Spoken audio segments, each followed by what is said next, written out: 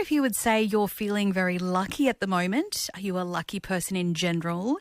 Is luck just something that happens to us, or is it something we quietly create through choices we make every day? Psychology consultant and author Dr. Jo Lukens is with me to unpack the relationship between luck, mindset and how we respond when life throws us the unexpected, which I think a lot of people can relate to at the moment. Good morning, Dr. Jo. Good morning, Susan.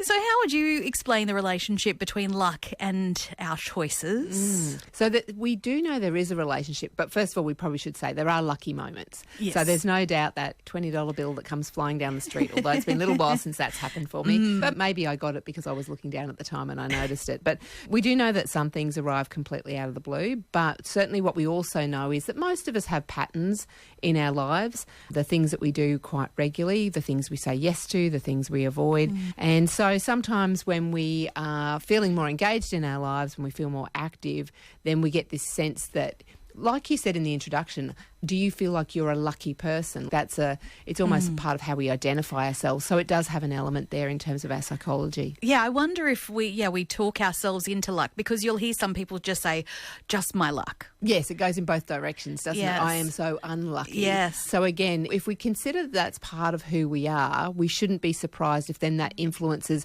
not only what happens to us, but then again, like you say, how we interpret those things.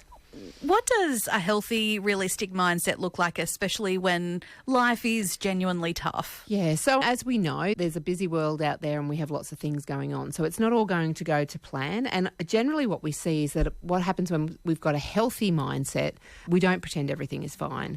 So we do need to acknowledge that things will come unstuck for us, we'll experience some uncertainty. But when we have a healthy, realistic view of that and go, well, that's just how life goes at times, and there'll be a little pot of gold at the end of the rainbow. I'm using the language already, but I'm one step closer to things improving, and rather than staying stuck in nothing's ever going to change. It's breaking that cycle a little bit. So in those why is it happening moments, how can a person move into what can I do now? Yes. So I think, and I love that question because it takes us from being stuck, like this is happening to me and it's not fair and all the things that go with that. And it may not be fair and it may not feel great. But what we want to do is, I guess this speaks to what we do know about people, is that it's not so much what happens to us, but it's how we think about it that becomes really important, how we react and how we respond to that. So one of my favourite things to do initially when things aren't going to plan is I like to try and name the emotion that goes with it. Now that sounds a bit odd probably, but it's literally as simple as, oh, look at that, I'm feeling really frustrated at the moment. Because what it takes to be able to label it is you've got to stop and look at it.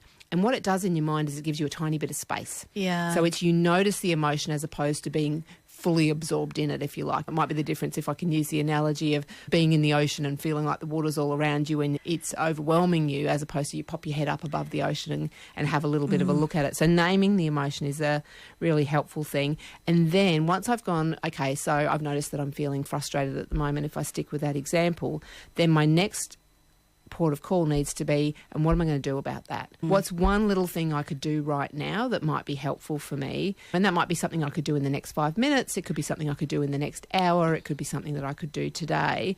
And what that does is it nudges our brain towards problem solving and gets us closer to a solution. We're focusing on the solution rather than focusing on the problem. Absolutely. Yeah. We don't want to ignore the emotion. We never want to ignore our emotions because they're real and they're important and they're feedback messages, for us. Yeah, absolutely. So we definitely don't want to ignore the emotions, but what we want to do is, after we've spent some time acknowledging the emotions, maybe even sitting in it for a little while, then at the appropriate time going, and what do I do next? So if somebody is in that position where they want to quietly create more of their own luck over the next month, maybe they can start tomorrow for St. Patrick's Day, what sort of small everyday behaviours might actually help? Yeah, so I think a little bit more preparation than you normally might do might be something that you could do. Sometimes luck comes along for us because we take a small, modest risk. And so finding ways also to overcome the setbacks when they come along, I think, is a really useful thing. So if we can think about different ways to manage those opportunities. I was talking with an athlete about this only over the weekend, that what we said is that the mistakes are going to come along, the disappointments are going to come along, but it's the wisdom that comes with it as well. If we spend a little moment and go, how am I now a smarter person because I went through this, and how can I make sure I don't do it again if it was a disappointment, then that helps us to create more opportunities, and we might see a little bit more luck along the way. We have our fingers crossed We for do some more indeed. luck. We do Psychology consultant and author Dr. Jo Lukens, thank you so much for being with me today. Thanks, Susan. Thank you. You are on ABC Radio Queensland.